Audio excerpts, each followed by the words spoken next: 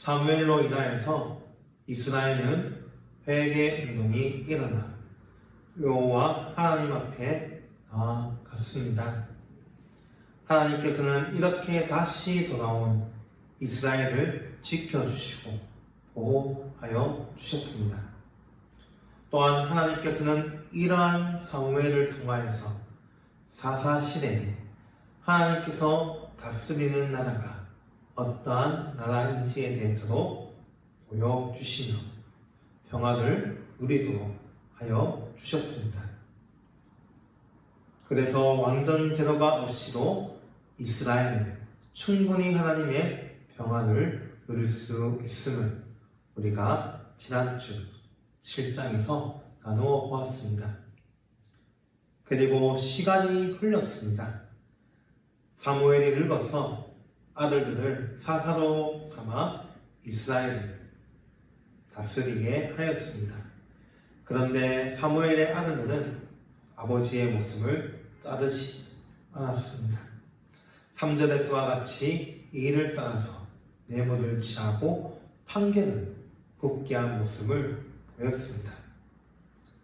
앞서서 엘리의 아들들이 제사장으로서 제사에 관련된 부패한 일을 저질렀다면 오늘 말씀에 사무엘의 아들들은 사사로서 재판과 관련된 부패를 저지른 것입니다.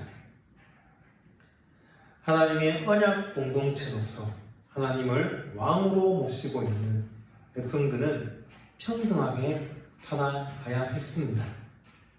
그러한 기본 원리를 아들들이 범하고 만 것입니다. 결국 이러한 사무엘의 아들들의 죄는 이스라엘의 백성들의 왕에 대한 요구로 이어지게 됩니다. 먼저 장로들이 모여서 라마에 있는 사무엘에게 나아갔습니다. 표면상의 이유는 사무엘이 늙었고 그 아들들이 사무엘과 같지 않기 때문이라 그 이유가 있었는데 진짜 이유는 다른 데 있었습니다. 열방과 같은 왕을 갖고 싶었기 때문이었습니다. 열방과 같다라고 했을 때 우리는 이스라엘의 정체성을 생각해야 합니다. 이스라엘은 열방과 구별되는 그러한 민족이었습니다. 하나님의 부르심은 세상과 구분되어 하나님을 드러내는 부르심이었습니다. 오히려 열방의 것이 좋아서 같아지려는 이스라엘의 욕망은 하나님을 바라보며 의지하는 언약 백성으로서의 모습이 아니었습니다. 그래서 이러한 백성들의 요구는 충격적이었다라고 할 수 있습니다. 하나님의 백성으로서의 정체성과 소명에 대한 아주 심각한 변화의 요청이었기 때문입니다. 그래서 사무엘은 기뻐하지 아니하고 여호와께 이 문제를 기도로 올려드립니다. 그리고 여호와께서 사무엘에게 말씀을 하여 주시는데 그것은 두 가지로 나뉘게 됩니다. 첫째는 왕에 대한 요구를 들어주라는 지시, 두 번째는 그들이 요구하는 왕정에 대한 위험을 경고하라입니다. 왕정의 요구의 본질은 열방과 같은 왕을 그들이 원해서였지만 이스라엘의 왕이 누구십니까? 바로 우리 하나님이십니다. 하나님께서는 이스라엘의 하나님이시며 이스라엘의 왕이십니다. 그런데 지금 이스라엘은 자신들의 왕을 버리고 다른 왕을 섬기겠다는 것입니다. 여호와 하나님을 버리고 자신들의 왕이 되지 못하게 하려는 그들의 요구인 것입니다. 하나님의 통치에 벗어나고자 한 것이었습니다. 이것이 지금 위기의 본질입니다. 진정한 왕에 대한 독립적인 지위를 갖겠다는 하나님께서 없어도 된다는 그들의 모습 속에서 큰 위기를 보게 됩니다. 하나님께서는 이스라엘의 요구를 들어주시지만은 그것은 결코 그 요청에 대해서 기뻐하셔서 허락하신 것이 아니었습니다. 훗날 다윗 왕을 세우기 위한 그런 움직임이었다라고도 할 수 있고, 더 나아가서 그들이 왕정을 경험하고 이 하나님의 다스림 안에 있다는 것이 얼마나 은혜이고 평안인지를 알게 하기 위한 그러한 허락하심이라고도 우리가 볼 수 있습니다. 그래서 8절에서 이 이스라엘의 요청에 대한 본질에 대해서 하나님께서는 출애굽으로 거슬러 올라 그 말씀을 하여 주십니다. 출애굽 이후 여호와 하나님을 버리고 다른 신을 쫓아 가는 그 역사, 곧 우상 숭배의 연속선상에 이 왕에 대한 요구가 있었다고 말씀하여 주십니다. 이스라엘의 불신앙의 역사, 우상 숭배에 떠나는 모습임을 말씀하고 있는 것입니다. 이러한 이스라엘의 연약한 모습을 보시고 왕의 요구도 받아들이십니다. 대신에 하나님께서는 이 왕정의 위험성에 대해서 경고하라고 사무엘에게 말씀합니다. 이러한 모습을 통해 지금 이스라엘 백성들이 자신들의 본성을 다시 드러내고 있음을 우리는 보게 됩니다. 자신들이 죄인임을, 하나님의 통치를 불순종하는 그러한 죄인임을 드러낸 것입니다. 곧 이스라엘의 하나님을 향한 불순종은 일시적인 것이 아닌 죄성에서 나오는 행동이며, 그 통치를 거부한 채 자신들의 마음이 좋은 대로, 정하는 대로 살고자 하였던 것입니다. 이러한 인간의 본성 깊숙이 박혀있는 죄에 근거하여서 하나님의 통치를 거부하는 이스라엘의 모습은 분명 잘못된 것입니다. 사실 왕정제도 자체가 잘못되었다라는 것은 아닙니다. 일찍이 하나님께서 아브라함을 통해서 그 후손 가운데 왕이 나게 한다라고 약속하여 주셨고, 야곱 역시도 자식들에게 축복하여 줄 때 유다를 통해서 왕이 나올 것이다 말하였습니다. 그리고 신명기 17장 14절에서 20절 그 말씀에서는 이스라엘 왕이 지켜야 될 규례에 대해서 말씀합니다. 그래서 엄연히 이야기를 하자면 이스라엘의 장로들, 이 장로들의 잘못은 왕을 요구했다는 것이 아니었습니다. 그러나 그들이 어떤 왕을 요구했는지, 그리고 그 시기가 언제인지, 이것이 중요한 것이었습니다. 그것에 대해서 지금 장로들이 죄를 짓고 있는 것입니다. 하나님이 계획하신 이스라엘의 왕은 신명기 17장에서도 말씀하셨듯이 하나님의 통치를 거부하는 인간이 통치하는 왕이 아니었습니다. 철저하게 하나님을 경외하며 하나님의 뜻을 따라 이스라엘을 다스리는 왕, 그 왕이었습니다. 이제 사무엘은 10절에서부터 세상에서의 왕정에서에 대한 위험성을 가르칩니다. 10절에서 18절까지 이 왕에 대한 제도를 하나님께서는 사무엘을 통하여서 제시하는데, 이것을 읽어본다면 왕의 제도는 백성들이 기대하는 바와 달리 전혀 다른, 도리어 구속하고 억압하는 제도라는 것을 알려줍니다.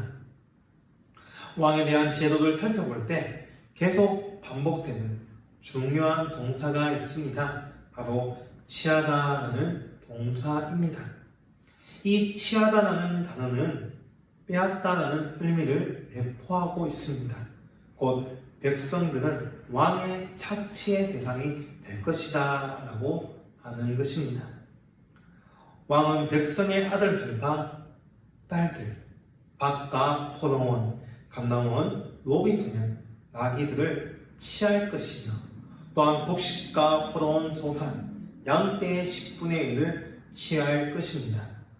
그런데 이것이 계속해서 반복된다면 어떻게 되겠습니까? 결국 얼마 가지 않아서 이스라엘은 노비로 전락해 버릴 것입니다. 여기에 기술된 왕의 제도, 이 권리들은 왕정을 시행하고 있었던 고대 근동의 나라에 이미 잘 알려진 것들이었습니다. 이스라엘 백성들 역시도 이제 왕을 가지게 된다면 주변 나라들과 동일하게 왕에게 속하여야 했습니다. 심지어 여호와께 드릴 소득 그 10분의 1을 왕에게 바쳐야 했습니다.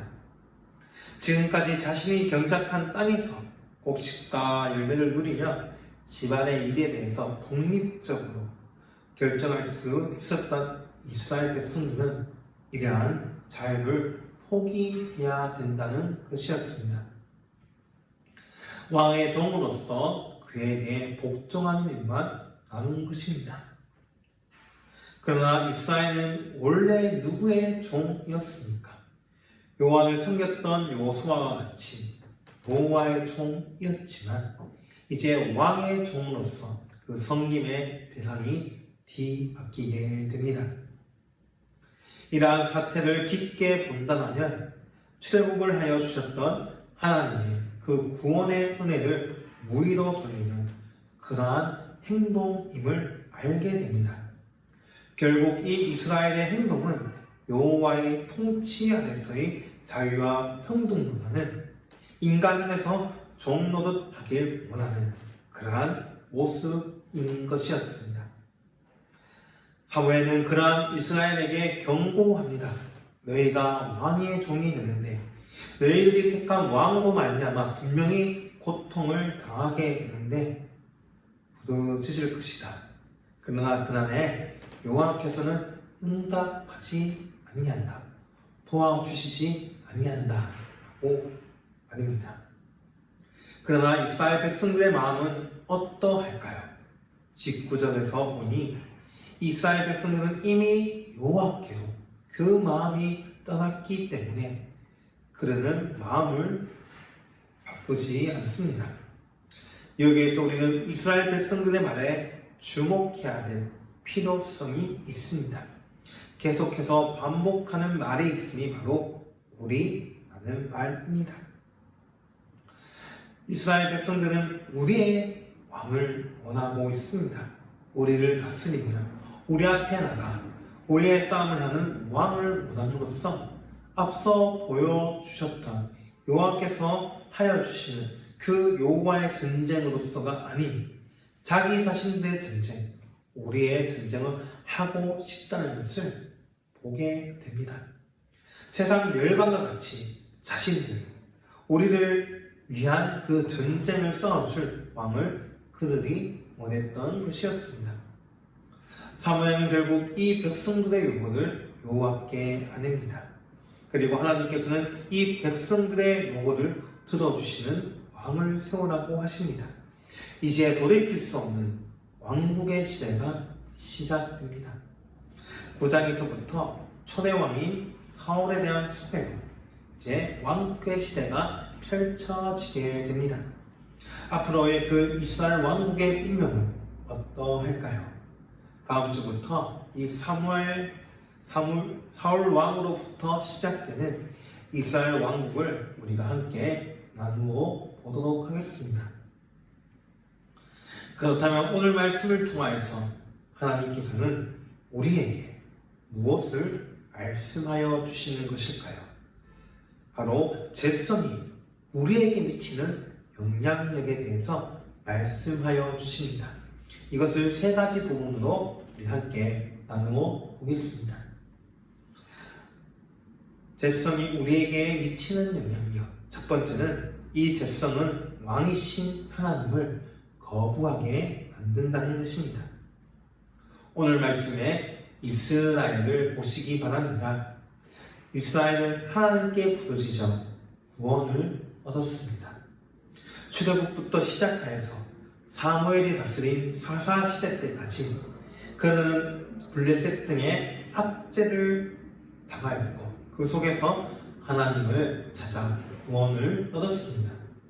그런데 이 압제의 원인이 어디에 있었습니까? 바로 이스라엘 자신에게 있었습니다. 그들은 출애굽에 나올 때부터 여호와 하나님을 버렸고 다른 신들, 이 다른 우상들을 섬긴 그 죄 때문에 그러한 압제를 받았습니다.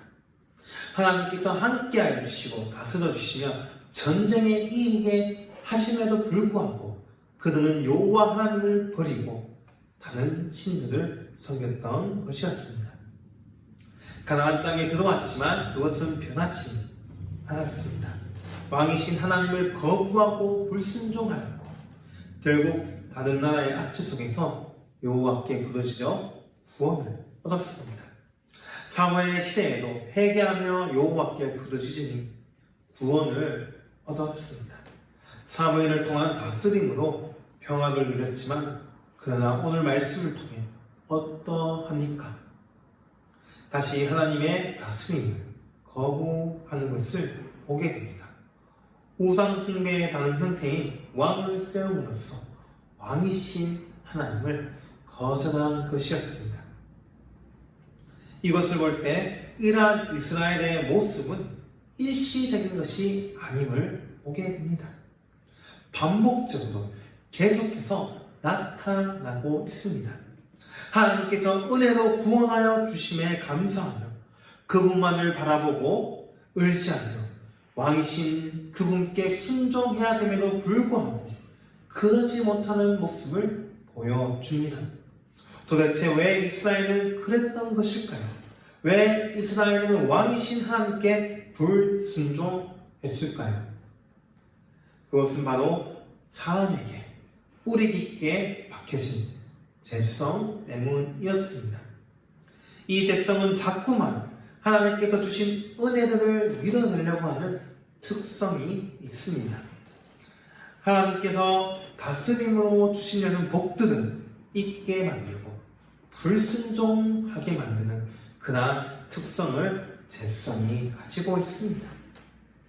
결국 사람의 죄성은 여호와의 다스림에 불순종하게 만듭니다. 왕이신 하나님을 거부하게 만들어 세상에 다른 힘을 의지하게 만듭니다. 그리고 남은 것은 죄로 말미암은 죄밖에 남겨진 것이 없습니다. 이것은 하나님께서 이루신 구원을 다시 원점으로 되돌리는 일이기에 너무나 큰 제약이다라고 할 수 있습니다. 이렇게 죄성은 사람이 하나님 앞에 나아가지 못함으로 막습니다. 주님께서 없는 것인 양 살아가게 만듭니다. 그 다스림을 거부하게 만드니 삶 속에서 은혜와 평강, 기쁨이 없는 것은 어찌 보면 당연합니다. 자꾸만 무엇인가를 부족하다고 생각하게 만들어 목 마르게 만듭니다. 다른 것들을 의지하게 만드는 것이 바로 죄성인 것입니다.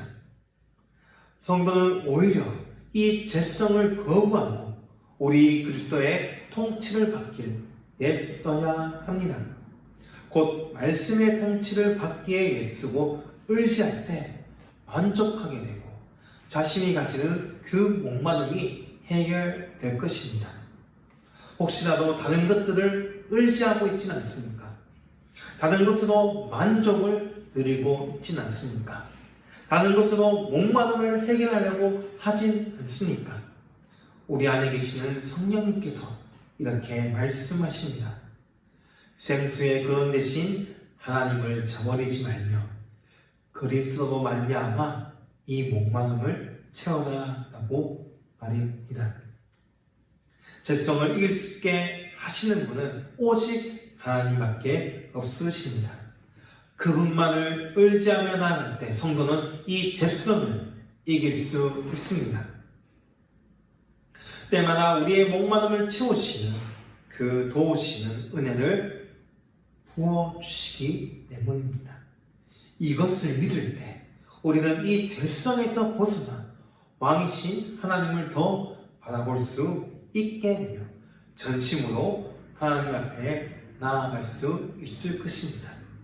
오직 하나님만이 이 죄성에서 벗어나 그 통치로 이끌어 주신다는 것입니다.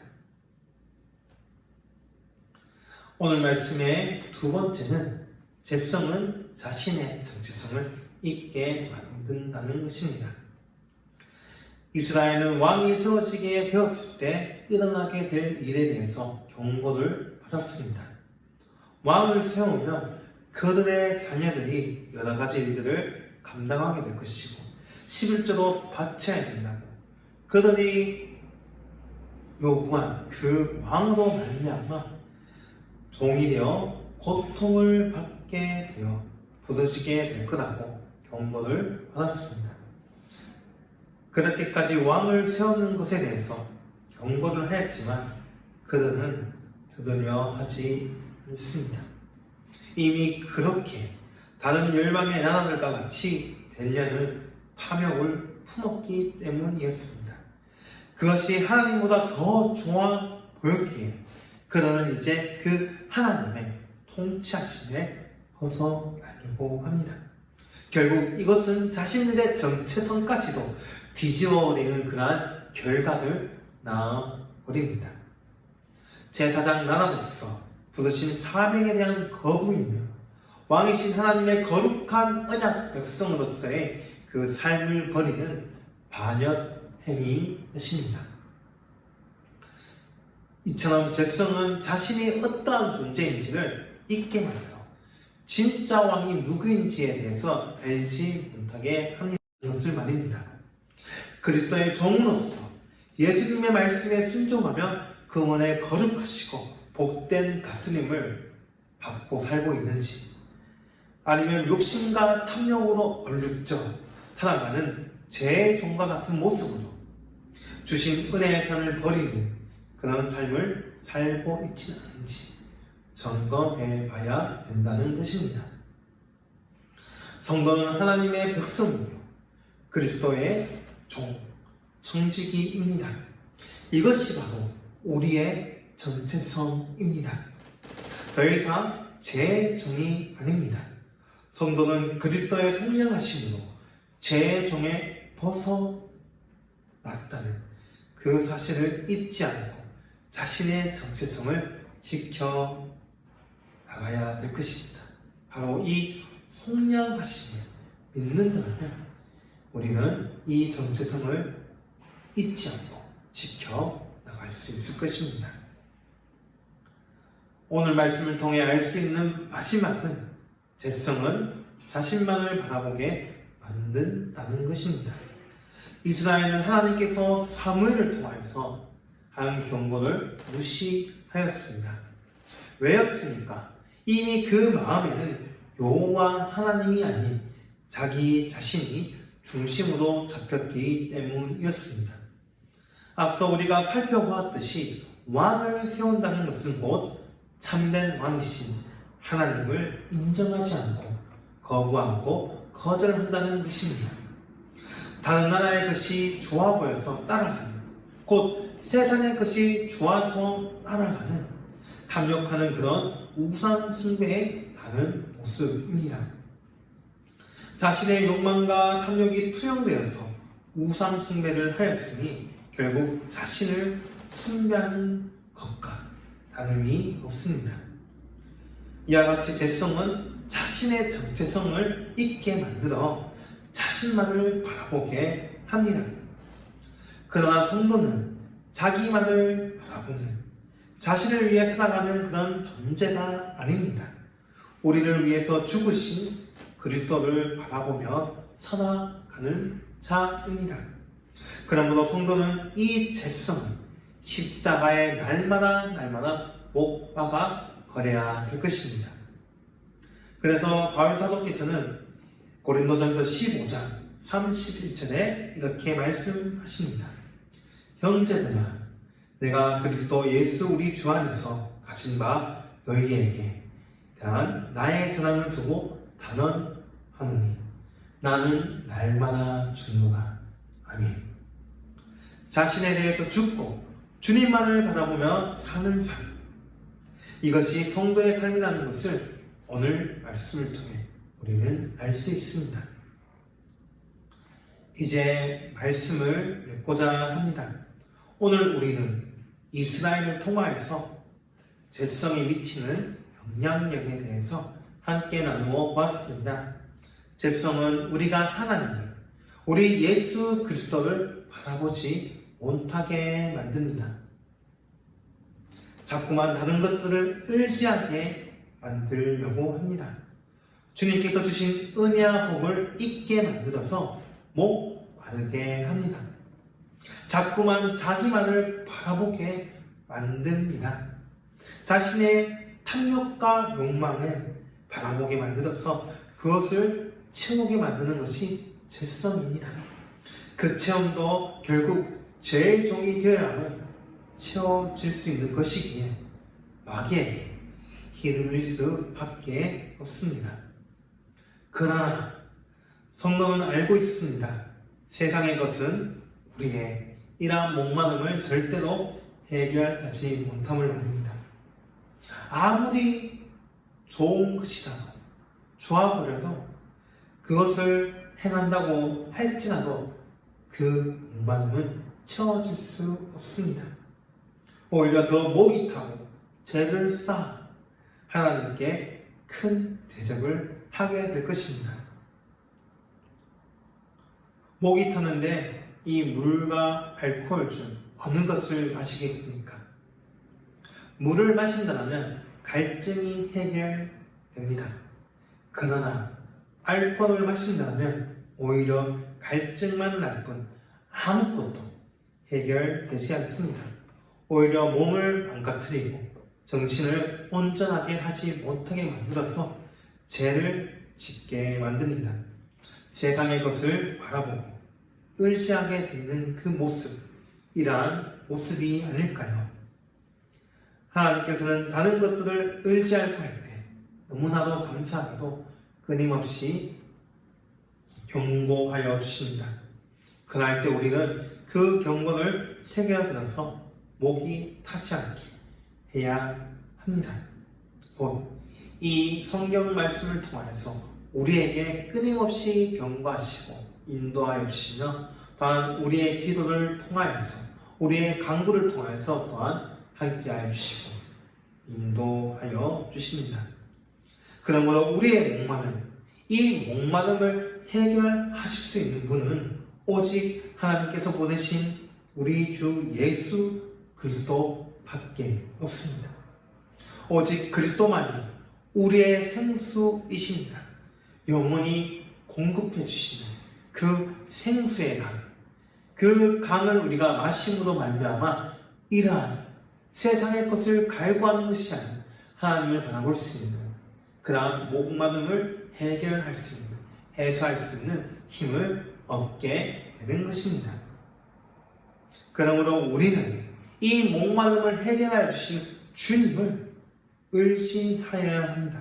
그럴 때 이 죄에 이기는 승리의 삶을 누릴 수 있을 것입니다. 그 삶을 우리가 누려나가기 원합니다.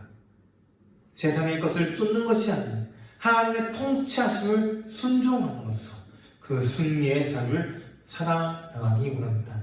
이것이 바로 우리 성도의 믿음이며 삶입니다. 이러한 우리 모두가 되길 주님의 이름으로 소망하겠습니다.